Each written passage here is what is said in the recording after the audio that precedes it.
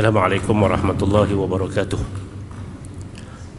Innal hamdalillah nahmaduhu wa nasta'inuhu wa nastahdihi wa nastaghfiruh wa na'udzu billahi ta'ala min shururi anfusina wa min sayyiati a'malina. Innahu may yahdihillahu fala mudilla lahu wa may yudlil fala hadiya lahu. Ashhadu wa nashhadu an la ilaha illallah wahdahu la sharika lahu wa nashhadu anna Muhammadan 'abduhu wa rasuluh. Allahumma salli wa sallim wa zid wa barik ala habibina al-Mustafa wa nabiyyina al-Mujtaba Muhammad wa ala alihi wa ashabihi wa tabi'in wa man tabi'ahum bi ihsanin ila yaumiddin. Allahumma rabbana iftah bainana wa bain qaumina bil haqqi wa anta khairul fatihin. Ala Allahi tawakkalna rabbana fansurna ala al-qaumil kafirin wa najjina bi rahmatika minal qaumil zalimin. Allahumma amin. Hadirin mukminin rahimakumullah, ja'alana Allah wa iyyakum minal ladzina yastami'una al-qawla fayattabi'una ahsana. Ulaika allazina hadahumullah wa ulaika hum ulul albab. Tuan-tuan sidang jamaah rahimakumullah, malam ni kita tangguh sementara bicara kita tentang tadabbur, dan pada malam ini saya diminta untuk berbicara berkaitan dengan isu Palestin. Dan sudah tentulah saya nak ajak tuan-tuan pada malam ini tetap dengan kaedah tadabbur. Kita mentadabburi beberapa ayat suci Al-Quranul Karim berkaitan dengan qadiyatu Filistin, berkaitan dengan isu Palestin itu sendiri. Tuan-tuan yang saya hormati sekalian, dari segi tadabbur kita, ataupun saya nak sebut dari segi penerangan yang kaitannya dengan Al-Quranul Karim, itu kita akan ambil daripada buku yang ditulis oleh Syekh Dr. Salah Abdul Fattah Al-Khalidi rahimahullahu ta'ala, seorang ulama berasal daripada Palestin, berhijrah ke Jordan dan telah meninggal dunia, seorang tokoh tafsir, meninggal dunia tahun lepas. Beliau menulis dalam siri Min Kunuzil Quran, daripada permata-permata Al-Quranul Karim, siri yang ke-14-nya. Beliau menulis sebuah buku yang berjudul Haqa'iqu Quraniyah Hawla al-Qadiyatil Filistiniyah. Hakikat-hakikat ataupun petunjuk-petunjuk Al-Quranul Karim berkaitan dengan Qadiyah Al-Filistiniyah, berkaitan dengan isu ataupun berkaitan dengan isu Palestin itu sendiri. Buku ini ada lebih kurang dalam 14 tajuk. Dia mulakan dengan menceritakan berkaitan dengan keberkatan bumi Palestin, dan dia berakhir dengan menyebut macam mana nasib orang Yahudi sebagaimana yang Allah Subhanahu wa taala sebutkan dalam surah Ali Imran, dalam Al-A'raf dan juga dalam Al-Isra. Itu satu.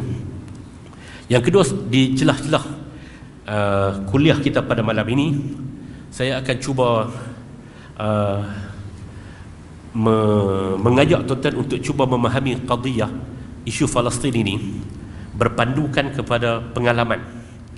Saya alhamdulillah beberapa kali boleh sampai ke bumi Gaza. Bermula pada kali yang pertama pada tahun 2010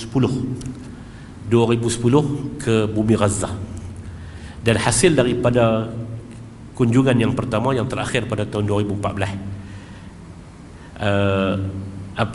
kunjungan ke Gaza pada tahun 2010 itu, saya menulis sebuah buku yang berjudul Gaza Kota Dua Wajah.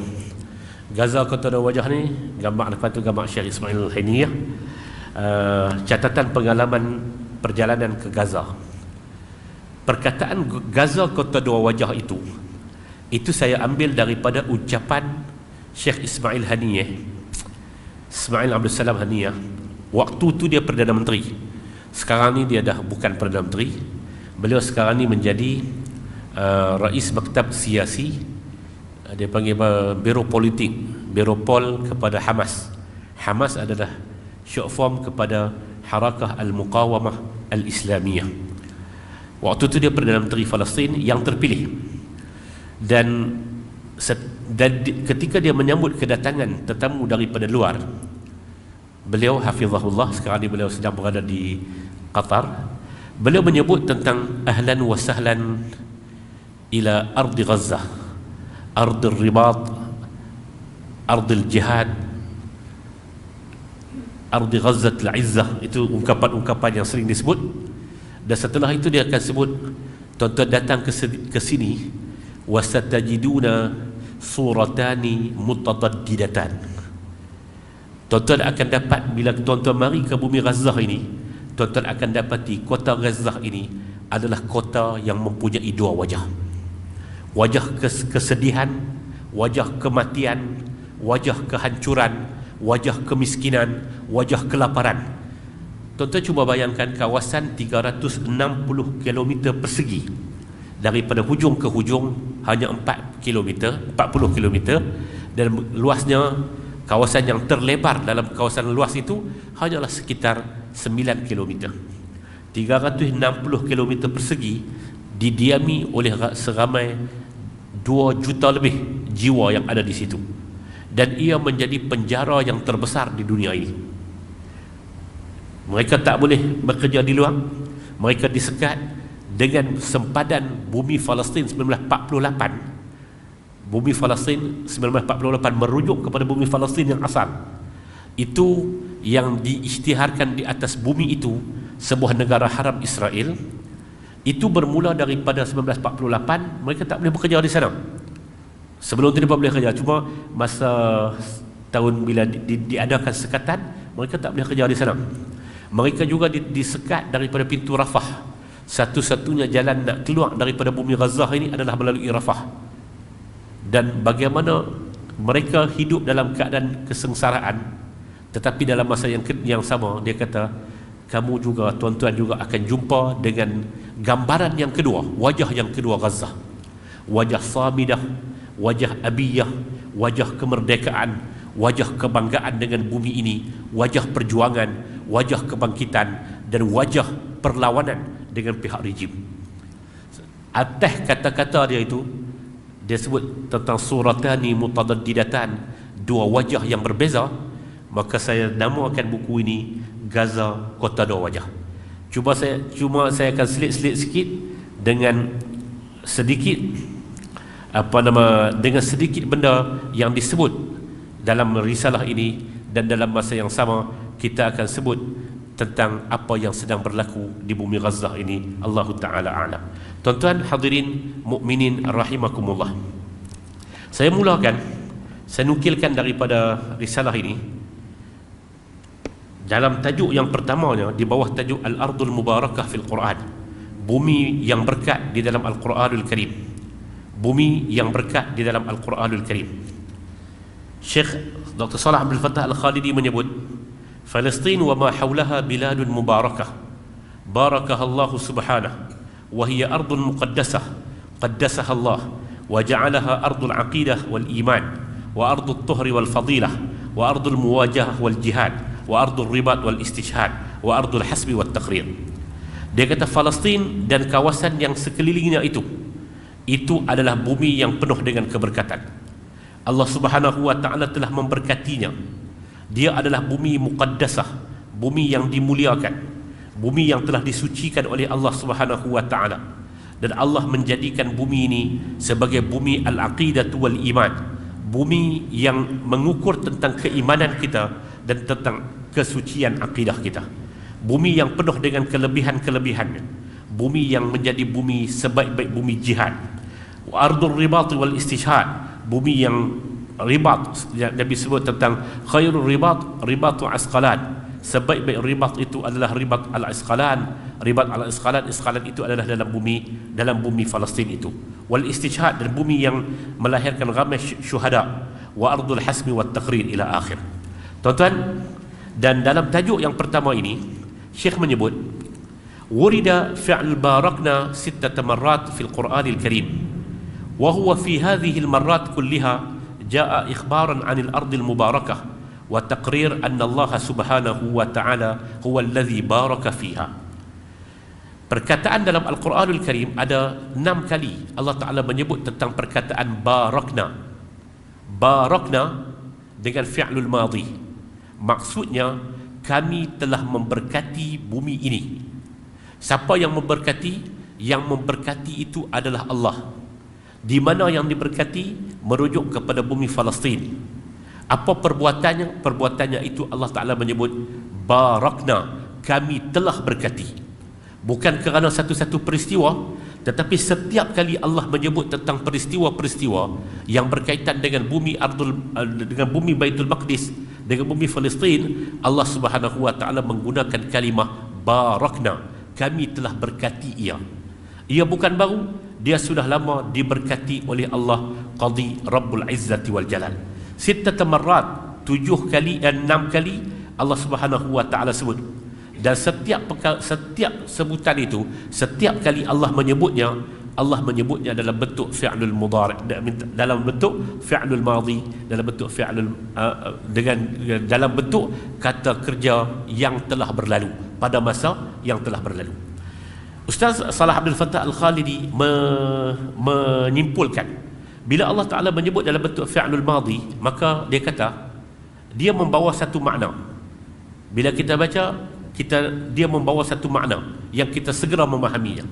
Dia kata waja'alaha fiha ay barakah daimah mustamirrah mustaqirrah. Maksudnya ialah bila Allah menggunakan kalimah dalam bentuk fi'lul madhi barakna, kami telah memberkatinya, artinya keberkatan itu daimah. Daimah dengan makna kekal. Dulu, lah ni, dan akan datang. Daimah.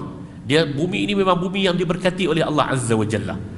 Yang kedua, mustamirrah. Keberkatan itu akan berterusan. Dan yang ketiganya adalah mustaqirrah. Dia adalah satu ketetapan. Dia tetap. Dia daimah, sentiasa kekal. Mustamirrah, dia berterusan. Mustaqirrah, dia adalah satu perkara yang tetap. Dia tetap. Bumi ini adalah bumi yang penuh dengan keberkatan, dan bumi yang penuh dengan keberkatan ini daimatun mustamirratun mustaqirrah. Hadirin mukminin yang saya hormati sekalian, kalau kita baca dalam Al-Quranul Karim, kita akan dapati 6 kali Allah Ta'ala menyebut perkataan barakna, kami berkati sekelilingnya. Di mana bumi yang diberkati itu, semua di 6 tempat ini merujuk kepada bumi Palestin wa ma haulaha, dan kawasan sekitarnya. Satu. Yang kedua, siapa yang berkati? Allah Ta'ala kata barakna, kami sendiri yang memberkatinya. Okey, mari kita tengok sepintas lalu 6 tempat tu di mana. Yang pertama, dalam surah Al-Anbiya ayat 71, Allah Subhanahu wa taala menyebut wa najjaynahu wa lutan ila al-ardi allati barakna fiha lil alamin. Al-Anbiya 71. Dan kami selamatkan dia di sini adalah Nabi Ibrahim alaihi salatu wassalam, wa lutan, dan Nabi Lut, ilal ardi allati barakna fiha, ke bumi yang kami telah berkati bumi tersebut padanya, lil alamin, dan keberkatannya itu adalah untuk sekalian alam. Nabi Ibrahim alaihi salatu wassalam berada di Iraq, menjalankan tugas dakwah di Iraq, berdepan dengan kaum kufar di Iraq.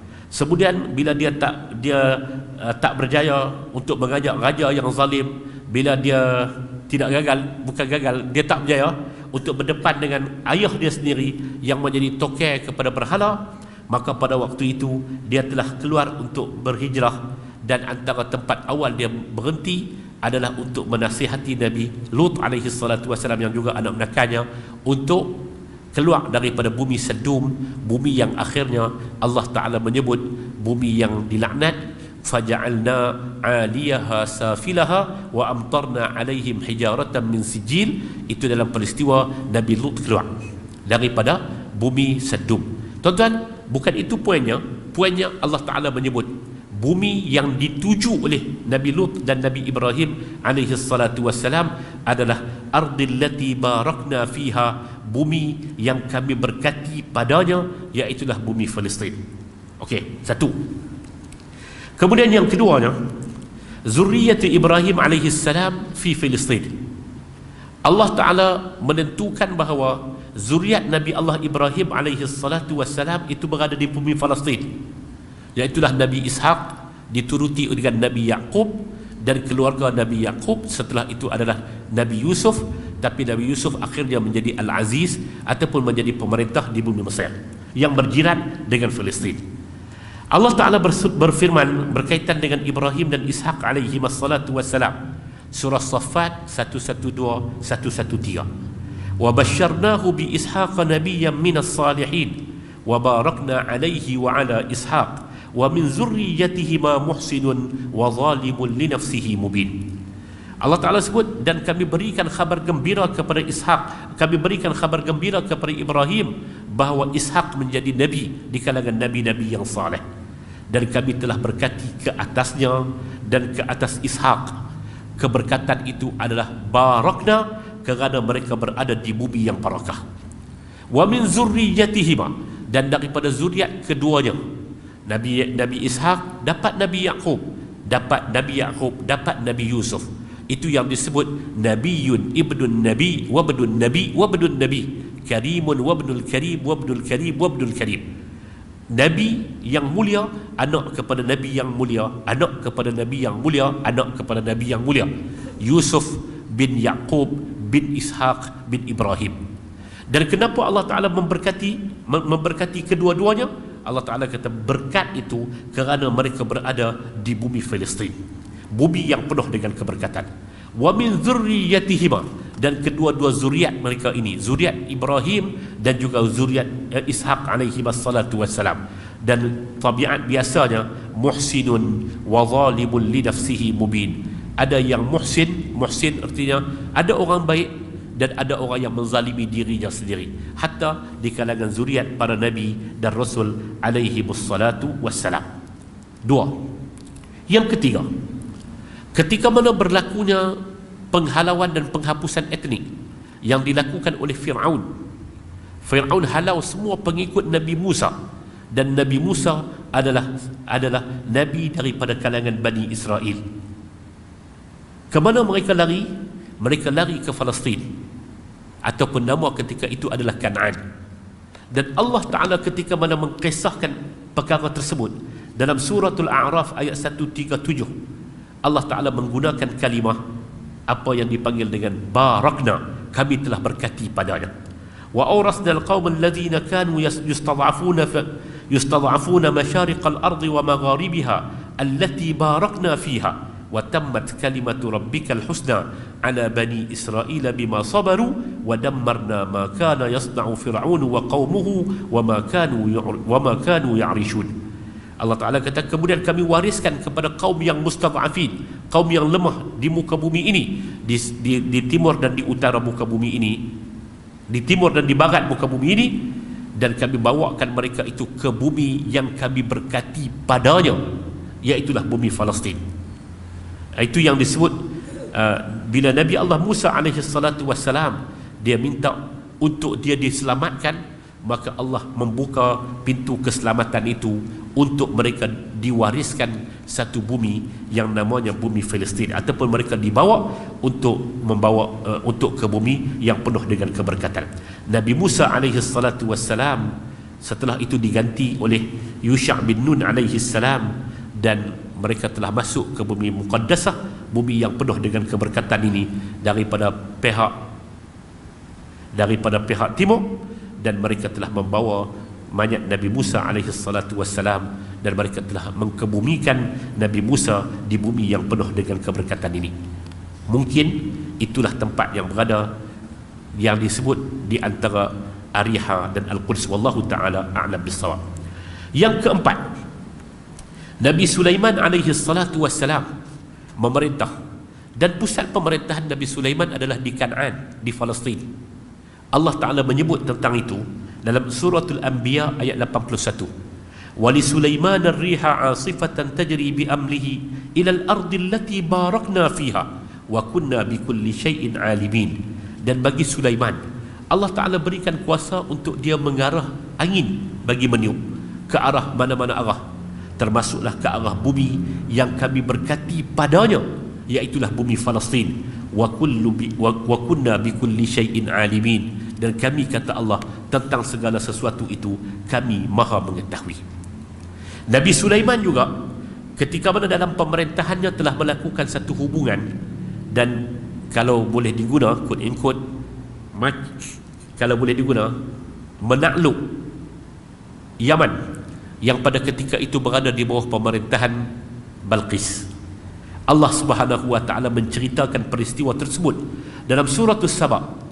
Saba merujuk kepada bumi yang berada di kawasan yang berada di Yaman, di Saba, ayat 18 hingga 19. Dan Allah taala jadikan perkataan yang diguna adalah barakna fiha wa ja'alna bainahum wa bainal qura allati barakna fiha, dan kami jadikan di antara mereka itu dan di antara perkampungan, penempatan-penempatan yang akan dilalui, satu bumi yang kami telah berkati padanya. Dan bumi itu adalah bumi yang disebut sebagai bumi ma'murah, bumi yang penuh dengan keberkatan, iaitulah beberapa mudun ataupun tempat penempatan di bumi Palestin. Dan yang terakhir, ketika mana Allah Azza wa Jalla menceritakan berkaitan dengan peristiwa Isra' dan Mi'raj, Allah Ta'ala menggunakan kalimah barakna sekali lagi. Allah Ta'ala berfirman, a'udzubillahi minasyaitanir rajim, subhanallazi asra bi'abdihi laylan minal masjidil harami ilal masjidil aqsa alladzi barakna hawlahu linuriyahu min ayatina innahu huwas sami'ul basir. Maha suci Allah yang telah memperjalankan hambanya pada waktu malam daripada Masjidil Haram ke Masjidil Aqsa, yang telah kami berkati sekelilingnya, allazi barakna, yang kami telah berkati sekelilingnya, linuriyahu min ayatina, untuk kami memperlihatkan daripada tanda-tanda kebesaran kami, innahu huwas sami'ul basir, sesungguhnya Allah Subhanahu wa taala Tuhan yang maha mendengar lagi maha melihat. Tuan-tuan, umat yang beriman dengan Al-Quran, mudah-mudahan kita semua adalah umat yang beriman dengan Al-Quranul Karim. Bila kita beriman dengan Al-Quranul Karim, maka antara tuntutan kepada kita adalah beriman dengan apa yang telah disebut dalam Al-Quranul Karim, yang sebahagiannya Allah Azza wa Jalla menyebut berkaitan dengan bumi yang telah diberkati. Sekali lagi, ulang ungkapan Syekh Salah Abdul Fattah Al-Khalidi, daimatun mustamirratun mustaqirratun. Dia berterusan, dia kekal, keberkatan itu kekal, keberkatan itu mustaqirrah, keberkatan itu telah ditentukan, dan keberkatan itu akan berterusan ke depan. Maka kita sebut, tuan-tuan, apa alaqah kita, apa hubungan kita dengan Masjidil Aqsa dan bumi yang berkaitan dengan Masjidil Aqsa? Apa hubungan kita? Hubungan kita adalah alaqah imaniyah, hubungan kita adalah hubungan keimanan. Kita adalah umat yang beriman dengan Al-Quran, kita adalah ummatul Quran, kita adalah umat yang membaca Al-Quran, yang beriman dengan Al-Quran, yang berpegang dengan Al-Quranul Karim. Dan Al-Quran menyebut antara isi kandungan Al-Quran yang banyak-banyak perkara disebut, antaranya adalah berkaitan dengan bumi Ardul Muqaddasah, berkaitan dengan bumi yang diberkati oleh Allah Subhanahu wa ta'ala, dan bumi itu adalah bumi Palestin. Allati barakna hawlahu. 6 kali Allah Ta'ala guna. Cerita tentang Nabi Sulaiman, cerita tentang Nabi Musa, cerita tentang Nabi Lut, cerita tentang Nabi Ibrahim. Semua mereka itu akhirnya pergi ke Baitul Maqdis. Mereka bermukim di Baitul Maqdis, mereka duduk di kawasan sekitar itu, dan mereka itu, semua kisah-kisah mereka itu, Allah Ta'ala ketika menceritakan kedatangan mereka ke bumi tersebut, Allah Ta'ala menggunakan kalimah allazi barakna hawlahu, kami telah berkati. Bukan kata baru berkati dengan kedatangan mereka, tetapi bumi itu adalah bumi yang telah sedia diberkati oleh Allah Subhanahu wa ta'ala. Bumi ini diberkati untuk kita umat ini, kita umat Islam, dan dia abadi.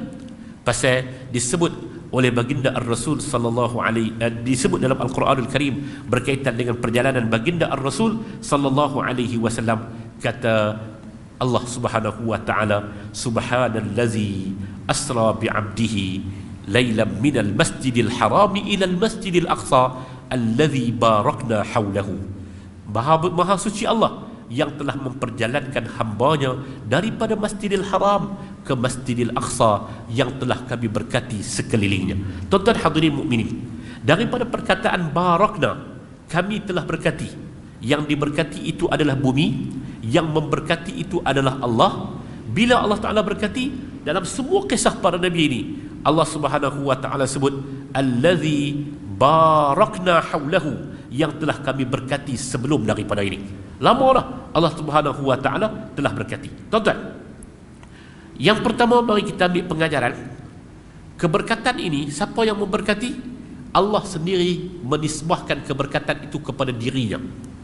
Siapa yang berkati? 6 kali yang Allah Ta'ala sebut ni, Allah Ta'ala menggunakan kalimah barakna, kami telah berkati. Allah telah berkati. Allah yang menentukan bahawa bumi ini adalah bumi berkat. Bila Allah Ta'ala kata barakna, kami yang berkati, maka sudah tentulah tuan-tuan, keberkatan ini dipanggil dengan barakatun rabbaniyah, keberkatan yang sumbernya daripada Tuhan, yang sumbernya daripada Allah Qadi Rabbul Izzati wal Jalal. Apa yang barakah tuan-tuan? Keberkatan di sini, mari sama-sama kita cuba perhatikan, kita cuba ambil perkara ni. Al-barakatu al-mazkurah fil ayat as-sitt ahyanan takun lil ardil mubarakah Filistin, haitsu dzukirat barakna fiha 4 marrat, wa ahyanan takun liman yaskunu hadzal ard al-mubarakah min al-anbiya'i was-salihin, wa indaha takunu al-barakah ala zalika as-sakin, kama qala Allah an Ibrahim wa ibnihi alayhi wassalatu wassalam, wa barakna alayhi wa ala Ishaq. Wa barakna hawlahu yufidu anna al-barakata tatawassa'u fi dawairi hawla al-masjid al-aqsa wa ila akhir. Tuan-tuan, Syekh buat kesimpulan macam ni. Syekh kata makna keberkatan yang Allah Ta'ala kata kami berkati padanya. Apa yang Allah Ta'ala berkati? Yang pertama, Allah Ta'ala berkati tanah itu. Allah Ta'ala berkati ard, bumi itu, bumi yang barakah. 4 kali Allah Ta'ala kata barakna fiha, kami berkati padanya. Bumi itu adalah bumi barakah. Satu. Yang kedua, bumi keberkatan itu juga merujukkan kepada keberkatan manusia yang hidup di bumi tersebut.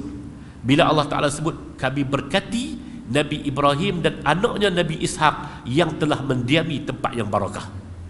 Dan yang ketiganya, keberkatan itu merujuk kepada keberkatan masa, barakatul zaman, keberkatan masa. Bila Allah menggunakan kalimah haulahu, kawasan sekitarnya. Dan kenapa Allah Ta'ala memberkati bumi Masjidil Aqsa dan kawasan sekitar? Kerana asra bi'abdihi, pada malam Isra dan Mi'raj, maka keberkatan itu telah terkait dengan bumi Palestin. Yang barakah itu, barakah buminya, barakah penghuninya yang ada kaitan dengan iman. Kalau penghuninya itu adalah orang yang beriman, seumpama Nabi Ibrahim, Nabi Ismail dan Nabi Ibrahim, Nabi Ishaq dan para anbiya yang lain, Nabi Lut, Nabi Sulaiman dan sebagainya, Nabi Daud dan sebagainya. Dan yang ketiganya berkaitan dengan keberkatan masa itu sendiri. Yang ketiga, kita baca tadi dalam Al-Quranul Karim, Allah Subhanahu wa taala sebut dalam surah As-Saffat, wa min zurriyatihima muhsinun wa zalimun li nafsihi. Di antara zuriat Nabi Allah Ibrahim ini, ada yang muhsin, ada yang melakukan kebaikan. Dia buat kebaikan. Muhsin ni dia bukan sekadar dia buat kebaikan untuk orang dan untuk dirinya. Dan ada yang zalimun li nafsihi, dia menzalimi dirinya sendiri. Tuan-tuan, menunjukkan bahawasanya penghuni di situ, penghuni yang disertai dengan iman, mereka ini akan menjadi penduduk yang barakah. Sampai dalam hadis Nabi sallallahu alaihi wasallam, Nabi sallallahu alaihi wasallam sebut, Nabi kata, agama ni tak akan hancur, agama ni tak akan musnah, tak akan musnah. Dan ada selagi mana ada sekelompok manusia yang terus mempertahankan kebenaran, la yadurruhum man khazalahum, tidak memberi mudarat dan bekas kepada mereka orang yang menghina mereka. Kalau ada orang hina mereka, tak beri bekas apa sikit pun kat mereka. La yadurruhum man khazalahum hatta ya'tiya amrullah wa hum zahirun, sehingga datang urusan daripada Allah dalam keadaan mereka masih mempertekaskan, mereka makin zahir, mereka masih berpegang dengan agama, menzahirkan agama ini. Lalu para sahabat bertanya, qila man hum ya Rasulullah, sebenarnya siapakah mereka itu ya Rasulullah? Nabi sallallahu alaihi wasallam menjawab, ashabu baitil maqdis wa aknafu baitil maqdis. Mereka itu adalah penduduk-penduduk Baitul Maqdis yang mempertahankan bumi Baitul Maqdis, wa aknafu Baitul Maqdis, dan mereka yang berada di sekeliling Baitul Maqdis. Mereka inilah yang dipanggil dengan muhsinun. Penduduk dalam bumi Palestin yang barakah itu, kalau mereka muhsin, mereka orang yang baik, maka mereka itu termasuk dalam makna orang-orang yang barakah, berada di bumi yang barakah pada masa yang barakah, dan keberkatan itu adalah daimatun mustaqirratun mustamirratun. Dia kekal, dia berterusan sampai ke masa depan, sekiranya mereka itu adalah golongan yang muhsin. Tapi dalam masa yang sama, tuan-tuan, tabiat alam ini ada juga orang yang zalimul li nafsih, dia menzalimi dirinya sendiri. Allah Ta'ala sebut benda ni dalam ayat yang lain, thumma awrathna al-kitab alladhina istafainahu min ibadina faminhum zalimun li nafsih wa minhum muqtasid wa minhum sabiqun bil khairat. Allah Ta'ala kata, kemudian kami wariskan kepada mereka kitab, kepada orang yang terpilih di kalangan kami. Al-Quran itu akan diberikan kepada orang yang kami pilih, mereka itu alladzina istafainahu min ibadina, golongan yang kami pilih di kalangan hamba-hamba kami. Faminhum zalimun li nafsih, ada 3 golongan bila berdepan dengan Al-Quran. Faminhum zalimun li nafsih, di kalangan mereka ada yang menzalimi diri mereka sendiri. Wa minhum muqtasid, ada di kalangan mereka yang pertengahan.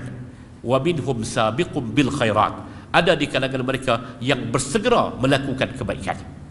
Demikian dalam mana-mana tempat pun Allah Ta'ala tentukan bahawasanya dalam menentukan kebenaran, apabila sampai ada orang yang zalimun li nafsih, menzalimi dirinya sendiri, ada orang yang muqtasid, pertengahan, ada orang yang sabiqum bil khairat, dia bersegera melakukan kebaikan. Demikian orang yang barakah, yang berada di bumi Baitul Maqdis dan aknafu Baitul Maqdis, kawasan sekitar Baitul Maqdis, itu merujuk kepada orang-orang yang muhsin, yang melakukan kebaikan untuk dirinya dan melakukan kebaikan untuk alam ini. Dan yang terakhirnya, tuan-tuan, daripada perkataan barakna, antara lataif, antara benda yang kita boleh ambil adalah, tuan-tuan, ayat Al-Anbiya 71, Allah Ta'ala kata, allati barakna fiha lil alamin, yang telah kami berkati padanya untuk sekalian alam. Sehingga ada beberapa orang tokoh yang menyebut, yang meletakkan bahawasanya pembebasan Baitul Maqdis ataupun keadaan umat ini, al-alamin, keadaan umat di seluruh dunia ini, umat Islam ni, dirujuk kepada macam mana kedudukan Baitul Maqdis. Antaranya Amir Syakib Arsalan dan ramai lagi tokoh yang menyebut perkara ini.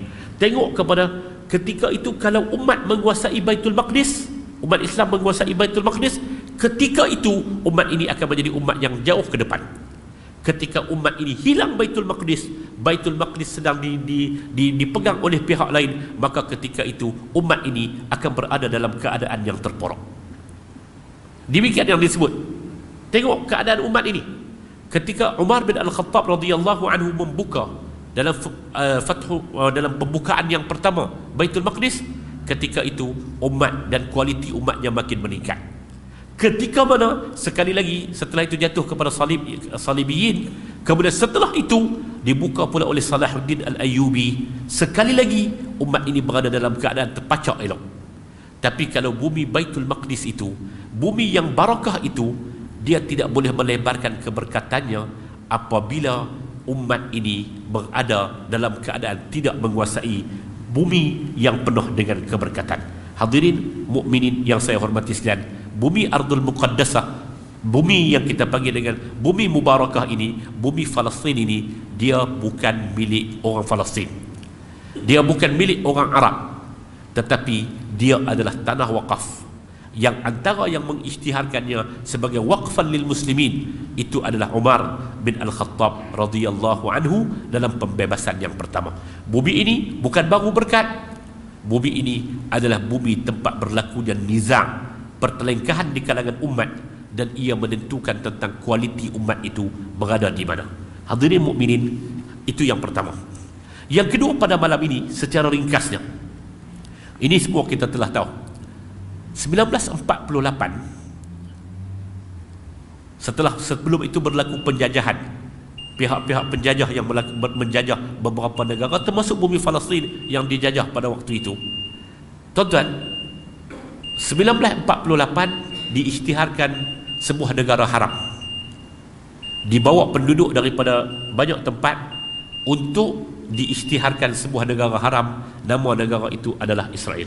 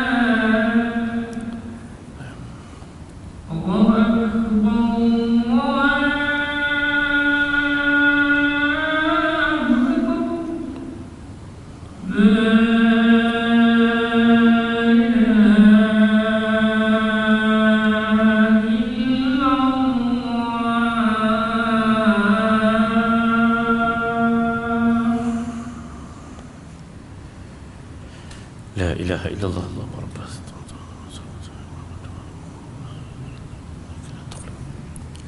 1948 diisytiharkan kewujudan sebuah negara Israel. Dan kita tak usah cerita tentang Israel menjangkakan pada 1997 untuk membina Israel Al-Kubra, itu kita tinggal.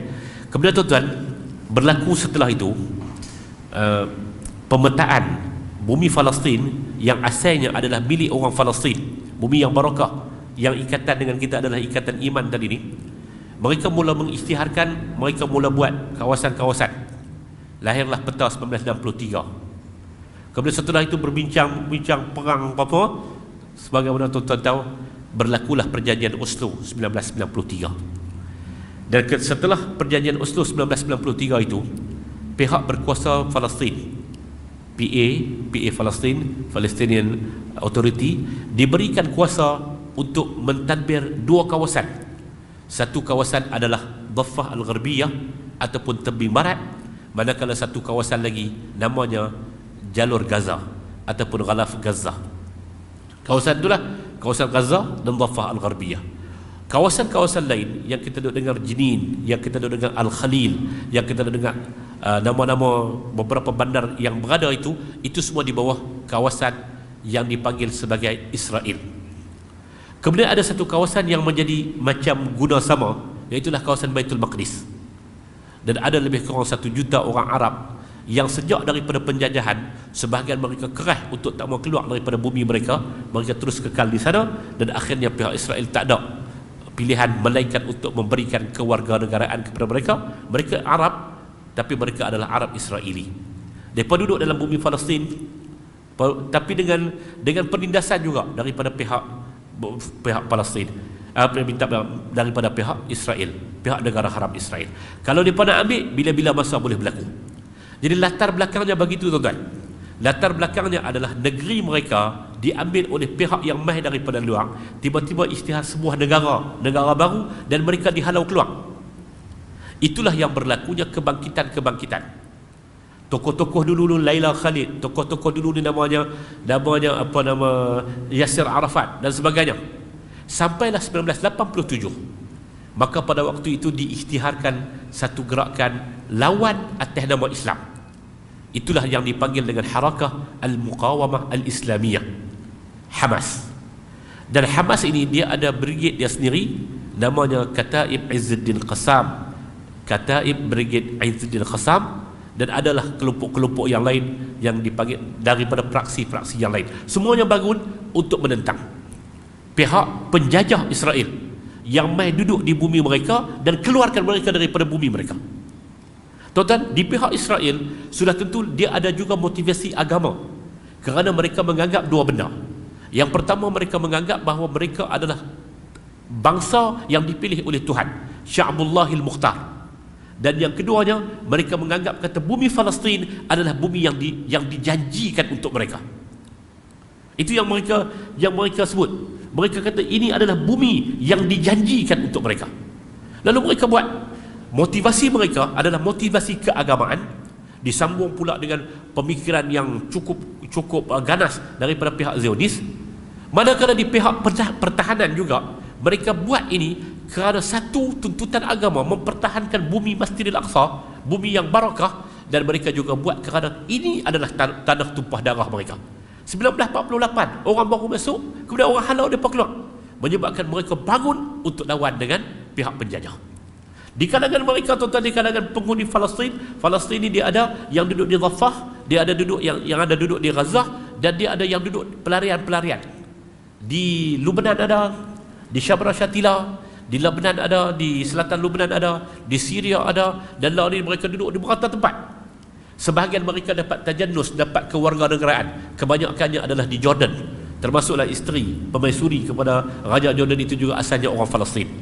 Ramai Arab Palestin, Urduni, Filistini, dia orang Urdun dan juga orang Palestin. Itu dia pada duduk berata. Lalu dalam perbincangan yang ada, tuan-tuan akan dengar, dia ada dua solusi yang ditawarkan kepada Palestin. Tapi Israel dia tetap tak ambil perhatian. Tuan-tuan tengok apa yang berlaku. Dua solusi itu apa? Satunya dipanggil dengan two state solution, solusi dua negara. Israel, Palestin. Jadi duduk dua buah negara. Dan solusi yang kedua dipanggil dengan right to return, ataupun dipanggil dengan hakul audah, hak untuk kembali. Palestin yang duduk di Syatat, yang duduk di luar, duduk di kawasan luar. Palestin yang duduk di Sita Arba'in, di Tamani wa Arba'in. Palestin yang duduk di bumi 1948.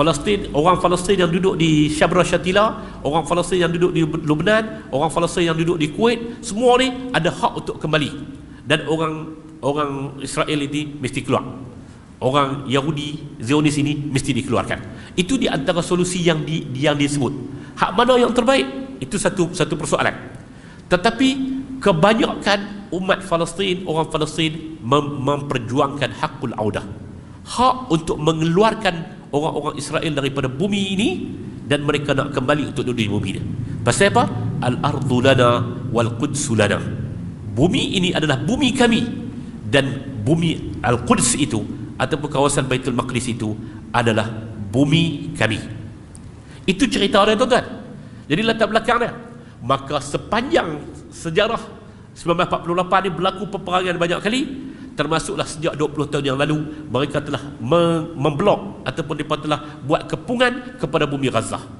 Dia buat tembok, tuan-tuan, 10 meter ke atas, 30 meter di bawah. Mereka halang, mereka buat penjara yang terbesar. Dan tuan-tuan, berlaku perang-perang besar. 2010 berlaku perang. Lepas tu 2012, 2010, 2012. Sebelum tu tahun 2002, 2004 berlaku perang. Dan kebanyakan peperangan itu dimulakan oleh pihak Israel. Hamas duduk dalam keadaan yang Palestin, fasail, semua fraksi Palestin duduk dalam keadaan pertahanan. Mereka hanya mempertahankan diri. Tuan-tuan cuba perhati, hampir setiap kali Ramadan mereka mula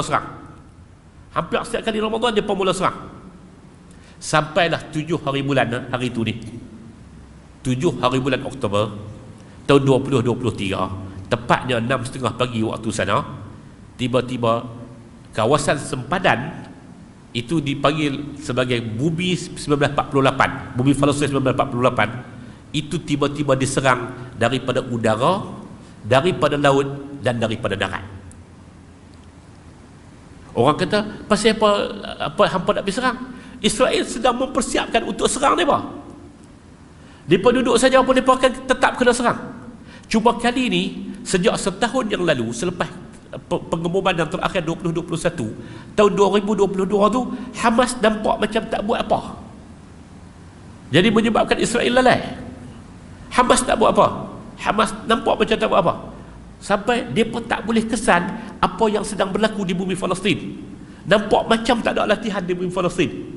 Jadi menyebabkan mereka agak lalai. Dan dalam masa yang sama, sementara kita tahu tentang apa yang berlaku dalam bumi Palestin, di pihak musuh juga sebenarnya mereka sedang bertelegah. Netanyahu ni dia sudah kalah banyak kali dah.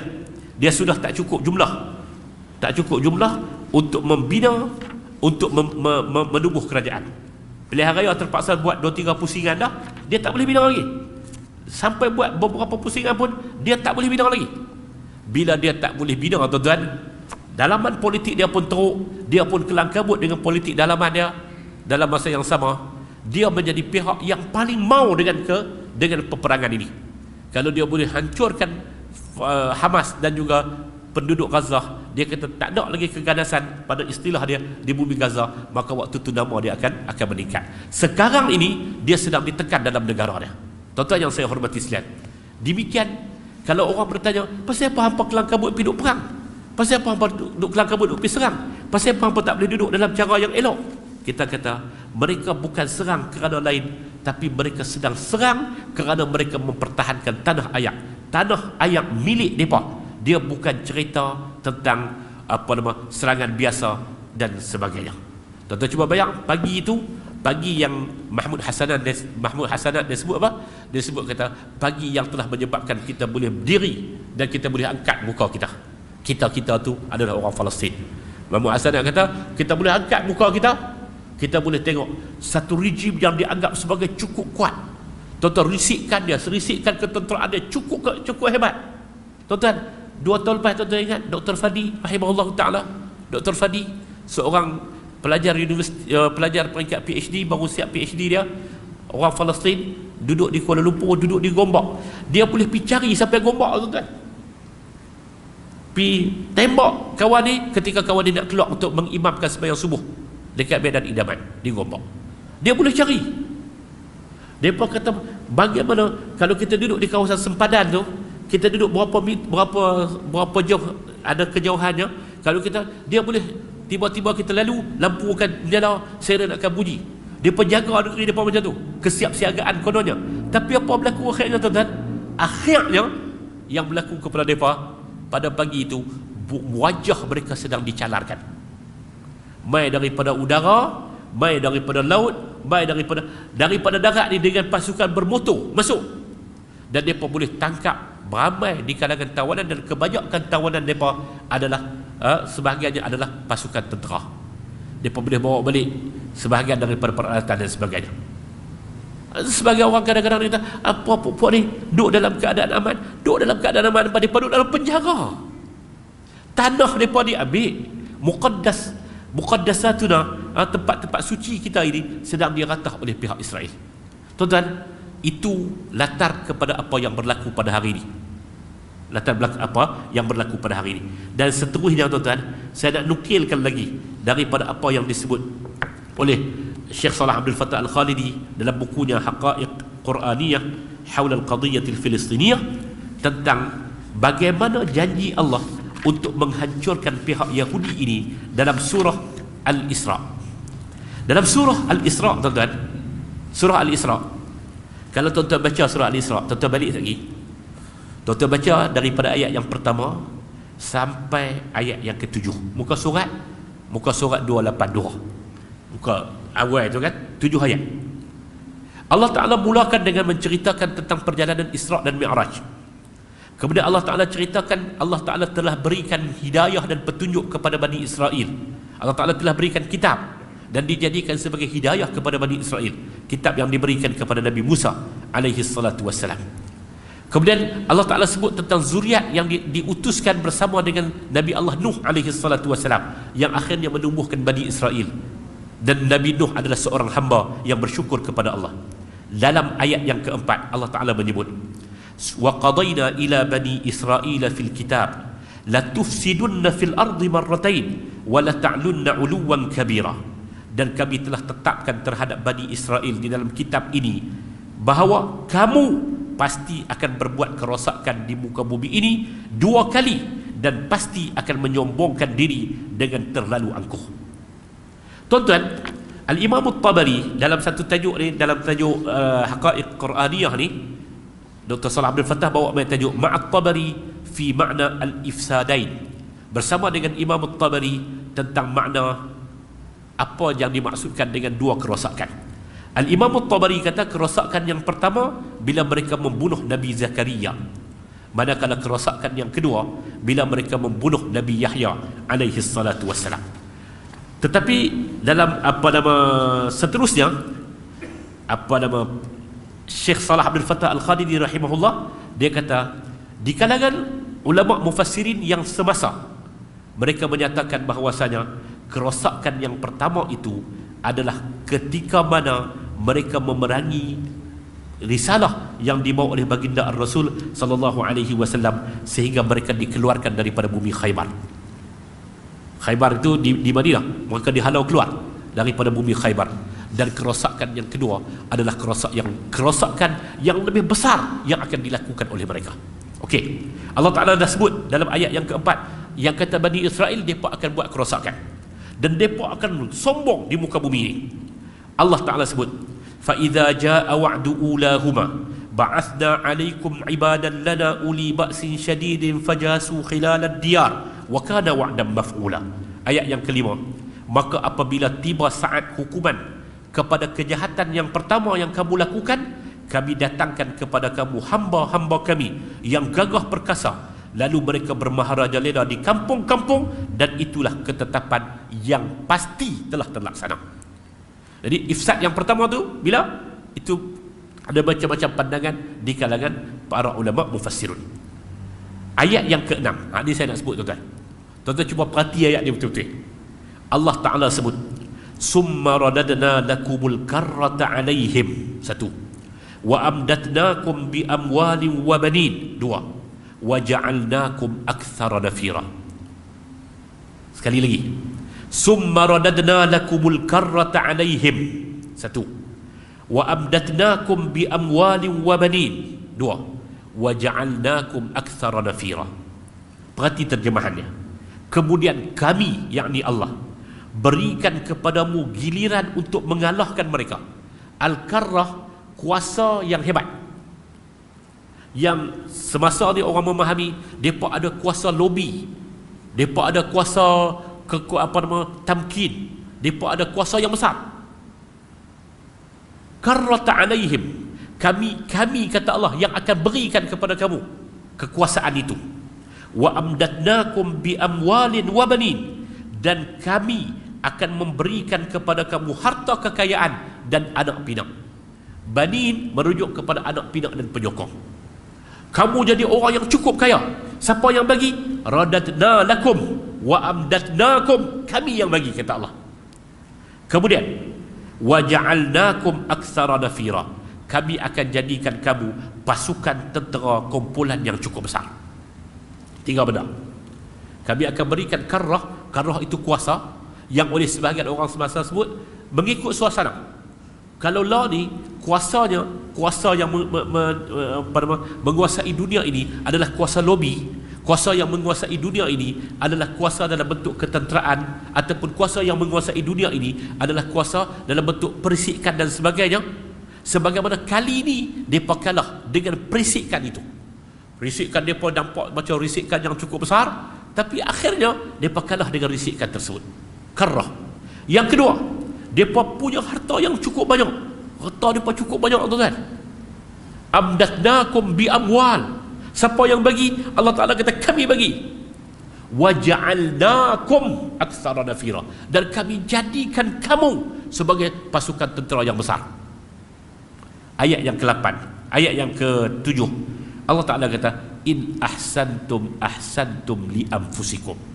Dengan segala kebaikan dengan segala kelebihan yang ada kepada kamu, kalau kamu buat baik dengan diri kamu sendiri.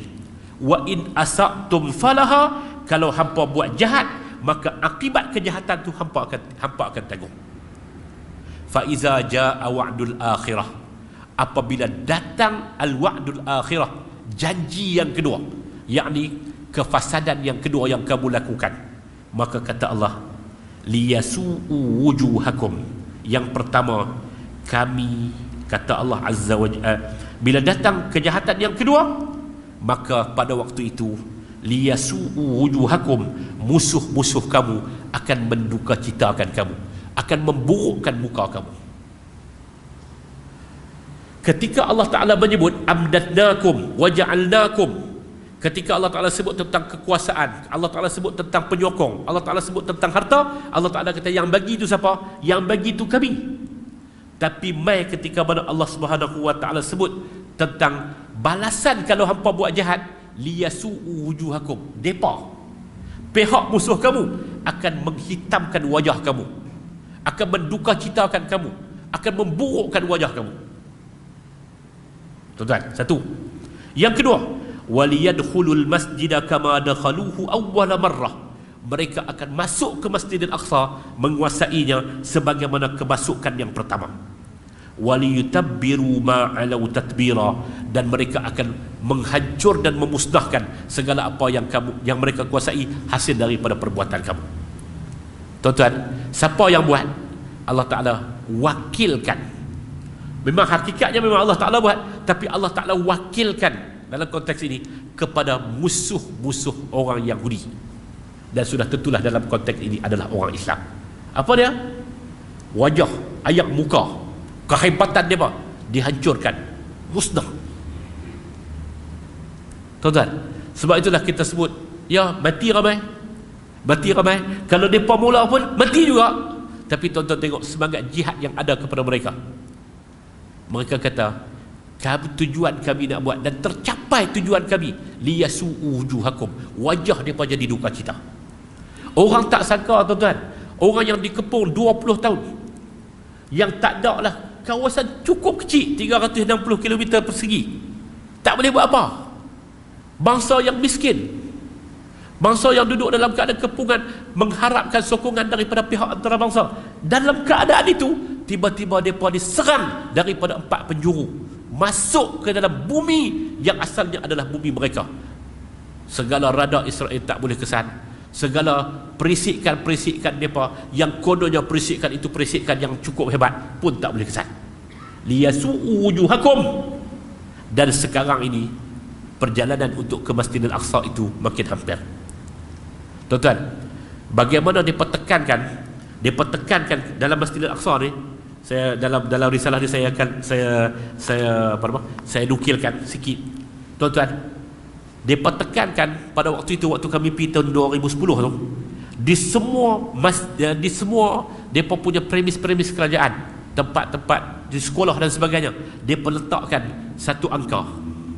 di masjid, di luar pejabat Perdana Menteri Palestin waktu tu Ismail Haniyeh. Bangunan tu pun runtuh dah dalam perang 2012. Dia letak macam ni tuan-tuan. Dia letak satu lauhah, dia letak satu papan tanda, dia tulis Al-Quds 79.37 km. Nak bagi tahu apa? Nak bagi tahu kata hak kita buat ni tujuannya bukan sekadar untuk pembebasan Palestin, tapi tujuannya adalah untuk pembebasan Masjidil Aqsa. Cakaplah tang mana pun dengan mana-mana tokoh pun, mereka akan sebut insya-Allah kita akan bertemu dalam keadaan kita bersembahyang di Masjidil Aqsa. Kita berjamaah di Masjidil Aqsa. Mereka tekan benda ni cukup kemah. Waliyadkhulul masjida kama dakhaluhu awwala marrah. Kita akan menang kalau kita boleh masuk ke dalam Masjidil Aqsa dalam keadaan Masjidil Aqsa itu dibebaskan. Dan pada waktu itu kita tahu nak buat waliyutabbiru ma'alau tatbira. Hak mereka sombong, semua punca kesombongan mereka kita akan hancurkan. Dan pada waktu itu wajah mereka akan menjadi hitam kerana menahan malu. Ini yang sedang berlaku di hadapan kita. Sebab tu tuan-tuan, sementara kita kata ya kesian mereka duduk dalam keadaan yang susah, mereka duduk dalam keadaan kemiskinan, dalam keadaan kelaparan, kebuluran dan sebagainya, mungkin boleh pergi sampai ke tahap itu. Tuan-tuan cuba bayangkan 5 benda dalam perjanjian Oslo, hak ni dipegang oleh pihak Israel: api, ayam, ruang udara, kawalan sempadan. Hak ni dipegang oleh pihak Israel. Dan law ni mereka dah putus dah api, ayam dan juga minyak. Mereka dah tak bagi. Nak duduk di kalangan 2 juta orang tuan-tuan yang mati hari-harian. Hospital pun mereka ni bom, masjid pun universiti pun mereka bom hari ni mati. Dekan fakulti kedoktoran Universiti Islam Gaza, mereka pergi attack rumah dia, mati seluruh anggota keluarga dia 10 orang. Mereka buat macam tu tuan-tuan. Tapi tuan-tuan, berjanji Allah itu benar. Kalau hampa makin kuat, kalau hampa makin nak tekan, wa in uttum udna, kalau hampa kembali untuk serang, kami akan kembali untuk menyerang kamu. Dan mudah-mudahan ia menjadi pembukaan. Syekh Ahmad Yasin menyebut tuan-tuan, dia kata sunnatullah, berlaku perubahan itu bagi setiap 40 tahun. 40 tahun yang pertama adalah 40 tahun Nakbah, 40 tahun yang penuh dengan kesedihan, 40 tahun penguasaan pihak Yahudi ke atas bumi Palestin, 40 tahun yang penuh dengan kedukaan. 40 tahun yang kedua adalah 40 tahun muqawamah. Itu bermula 1987, 48, kemudian 87, 40 tahun yang kedua. Mudah-mudahan menjelang 40 tahun yang ketiga, dia adalah jalan ke arah pembebasan Masjidil Aqsa. Tuan-tuan, saya tutup dengan menyebut, rakan-rakan Palestin menyebut, jangan bantu kami kerana kamu rasa kami derita, tetapi bantulah kami kerana hak kita bersama sedang berada di bawah penjajahan. Kalau nak bantu tuan-tuan bukan kerana kita nampak tentang penderitaan, kisah derita apa, tak. Tapi kita kena lihat kepada kisah kekukuhan perjuangan untuk membebaskan Masjidil Aqsa. Siapa yang menguasai Baitul Maqdis, dunia akan berada dalam keadaan tangan mereka, berada di bawah kekuasaan mereka. Tuan-tuan, ketika Umar menguasai Baitul Maqdis, umat ini boleh mengangkat wajah. Ketika Salahuddin Al-Ayyubi membuka Baitul Maqdis, umat ini boleh mengangkat wajah. Tuan-tuan, sekarang ini kedudukan umat ini terpuruk, dan kalau berlaku pembebasan seterusnya kepada Masjidil Aqsa, kita sekali lagi akan mengangkat wajah. 7 hari bulan Oktober menjadi titik utama kepada perjuangan seterusnya untuk dekad pembebasan ini, insya-Allah. Dan mudah-mudahan satu ketika kita akan dapat memasuki Masjidil Aqsa dalam keadaan dia dibebaskan oleh para pejuang kebenaran, insya-Allah. Tuan-tuan yang saya hormati sekalian, itu lebih kurang hak saya nak bawa. Hak semasa ni, hari ni mati berapa, hari ni kena tikam berapa, hari ni terteradak, hak tu tuan-tuan ikut berita dunia. Tapi hak saya nak ajak tuan-tuan, mari kita faham dia bukan cerita biasa-biasa, dia bukan macam penderitaan di tempat lain, tetapi dia adalah cerita pembebasan sebuah tanah suci kita yang disebut sebagai kiblat yang pertama kita, ulal qiblatain, sebagai tanah kiblat yang pertama kepada umat ini. Alaqah dengan Nabi ini cukup besar sehingga Nabi SAW meletakkan satu fadilat yang tertentu kepada bumi Baitul Maqdis. Nabi kata orang yang menyalakan lampu Baitul Maqdis, orang itu juga duduk dalam jihad fi sabilillah. Tuan-tuan, mudah-mudahan kita, kalau kita membantu, dan bantuan kita itu bukan kerana kesian kepada nasib, tetapi bantuan kita itu kerana terima kasih mereka mewakili kita duduk ribat, duduk bertahan di bumi itu untuk insya-Allah menjadi bumi itu sebagai bumi yang suci dan diberkati oleh Allah Subhanahu wa taala. Minta maaf banyak tuan-tuan atas kekurangannya, dan malam ni panjang sikit pasal dia buat tajuk khas. Jadi tajuk khas dia kena panjang. Wa sallallahu ala nabiyyina Muhammad wa ala alihi wa sahbihi wa baraka wa sallam walhamdulillahi rabbil alamin. Subhanakallahumma wa bihamdika asyhadu an la ilaha illa anta astaghfiruka wa atubu ilaik. Wassalamu alaikum warahmatullahi wabarakatuh.